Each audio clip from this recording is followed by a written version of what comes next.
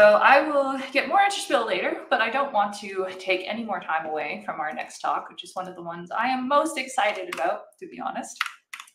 So let's welcome a friend of Roguelike Celebration, Florence Nicholls. Hello. Hello. You want me to let you get just like right into it? Yep, I can just go for it. All right. Okay, go for it.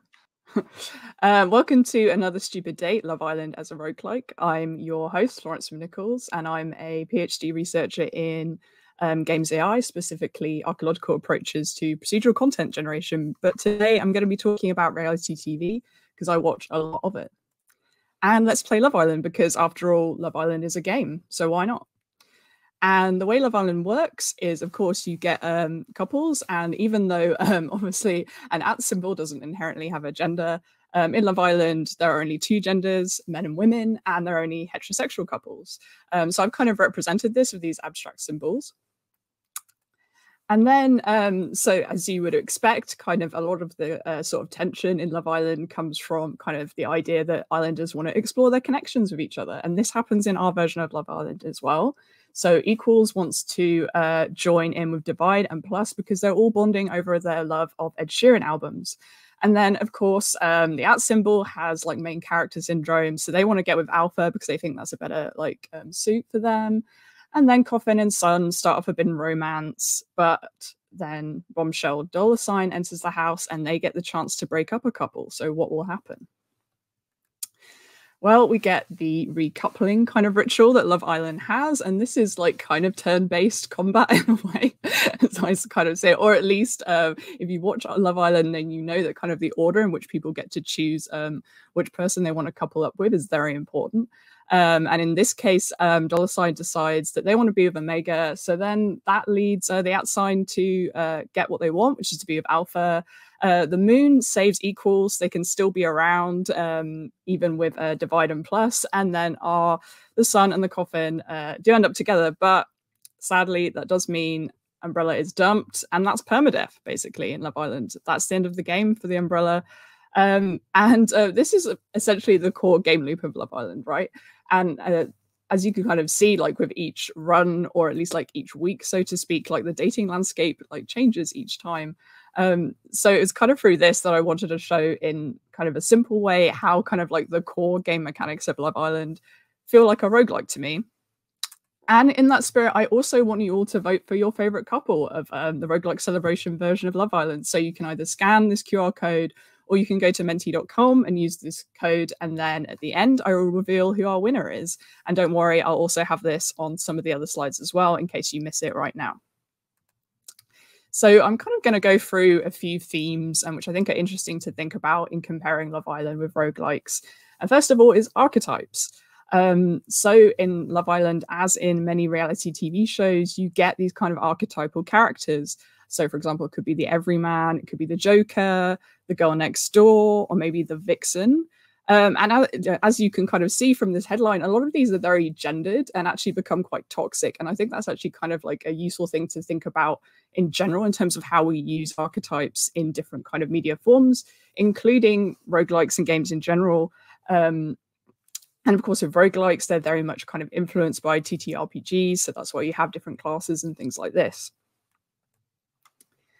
And Love Island is, of course, like heavily edited. So in that sense, like the content that's generated is highly curated. And a good example of this is Love Island's Unseen Bits, which is sort of like a spin-off of the main show that happens like every week. And essentially, it's kind of like usually the more kind of light-hearted stuff, which is kind of interesting enough to like get into Unseen Bits, which maybe not as many people watch on a Sunday evening, but it somehow isn't interesting enough to be in like the canonical Love Island, right? So it's interesting how there are like these different degrees of curation. And I thought a like interesting comparison with that would be Bad News. So I won't go into like too much detail about what Bad News is, and I'm sure lots of people in the community know about it, but it has this kind of like a simulation of an American town in it. And then here's a picture of James Ryan acting as the wizard, which is a role where he would sort of like curate in real time how an actor was sort of like reacting to a participant. And then I think I can also like identify what I call sort of like hosted retellings in terms of Love Island and also Blazeball as well, interestingly. And the term retelling is something that Miriam Eladari came up with as like an instrument for critique for interactive narrative.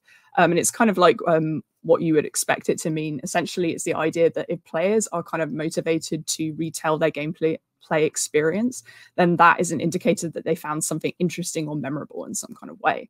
And Love Island really tries to kind of like generate this itself through like the spin-off show Love Island After Sun, where each week they'll have kind of like a panel of people to kind of talk about the previous week's activities. And then I think a really kind of interesting example of like an official like game roundup is the Blazeball roundup. And Blazeball being like this brilliant kind of like horror baseball simulation game. That's my kind of like very short kind of summary of that. And like it's kind of, I think it's really interesting how there's kind of like this taxonomy of like different eras in Blazeball as well. Like for example, shown here, the discipline era, and how you can see how like in both these examples, they both lend themselves well to different types of retellings, but especially hosted retellings. And kind of related to retellings as well, something that I found in my own research, looking at procedural generation, archaeological storytelling, is that players are particularly compelled to reflect on their experiences with glitches, probably because, you know, it's an unexpected and weird thing that happens. And there's so many examples of glitches and roguelikes, especially in, like, for example, Dwarf Fortress. But just one that I picked was Flame Pact, which is an example of like an artifact that showed like an entire history of the world, but not only that, but like several versions of itself, I think, which is almost like fractal in nature. Like it was just kind of this like mind warping kind of glitch that happened, which I think is like really cool.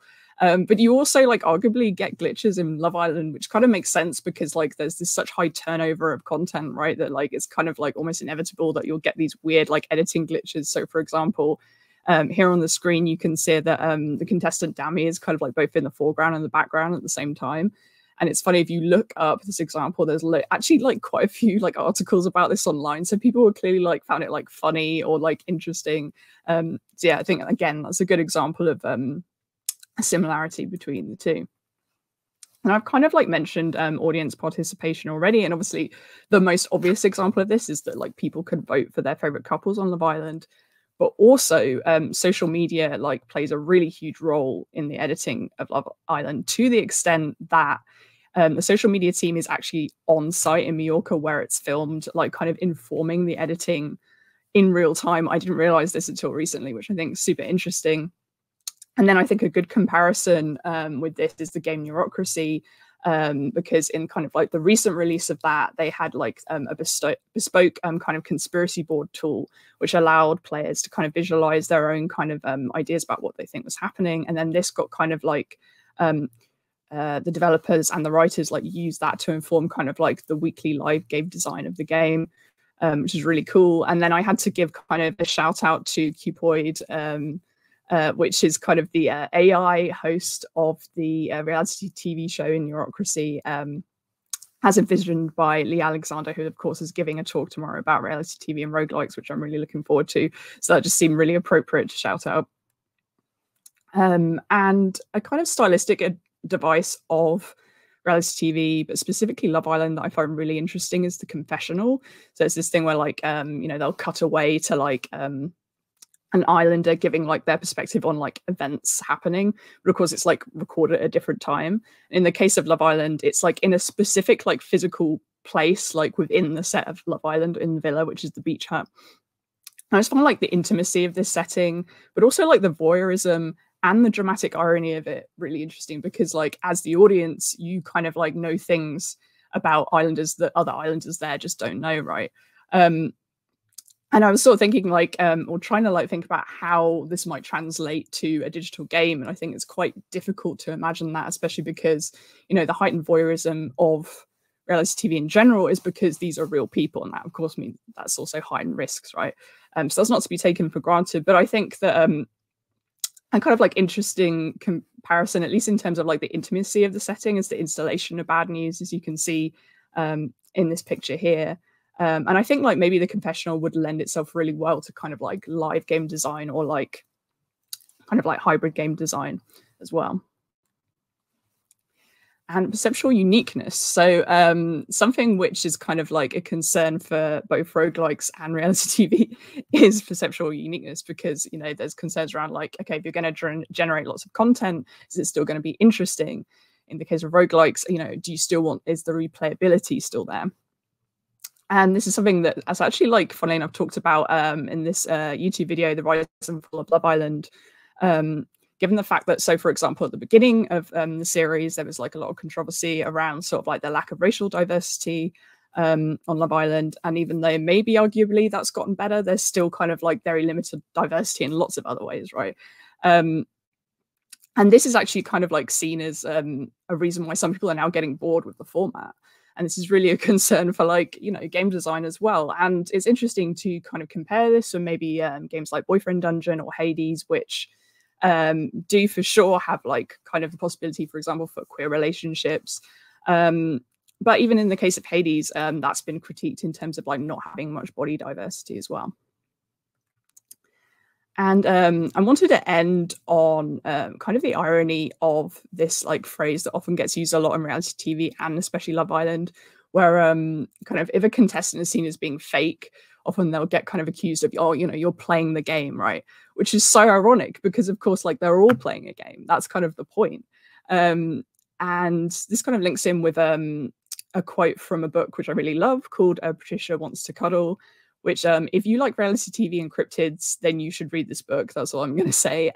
But one of the characters says this line, which is about kind of the reality TV show that's in the book.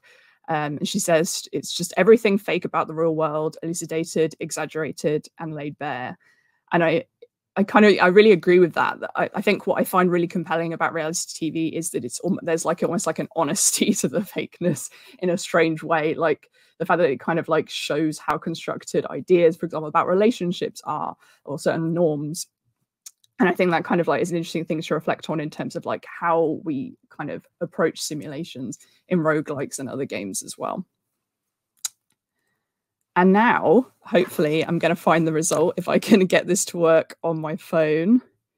But while I'm doing that, I also recently found out that there's going to be a new version of Love Island called Love Island Games, which I think is just very funny, given the nature of this talk. And I can get this to work. So our result is, I think that the winner is Sun and Coffin. So clearly you all just love a forbidden romance. That's what we've learned from this. So thank you very much for watching my talk. Thank you. That was wonderful. Yes, and I love the element of, like you captured with Sun and Coffin, where if it's a sufficiently strong kind of cultural metaphor of the idea like forbidden romance, it doesn't matter if it's just a coffin and a sun. Yeah, like, I have feelings about this. Yeah, I'm really happy that was the result, because I really didn't know, but actually going into it, I was thinking, okay, yeah, I can kind of see maybe this crowd will go for that. It'd be interesting to do it again, like, yeah, see if the result changes, or like. Did you have a guess of who you thought would be the favorite? I think I assumed, yeah, maybe that one. Yeah. I think this is that the thing. time, but yeah, it makes sense. Fine. But it would be interesting to see, like, as well, if you could change the narrative so easily, right? Like suddenly, oh, the coffin is the villain for some reason. Maybe people really would like that as well. Yeah, maybe they just like the spooky vibe of a coffin for Halloween season. That's true. It is Halloween.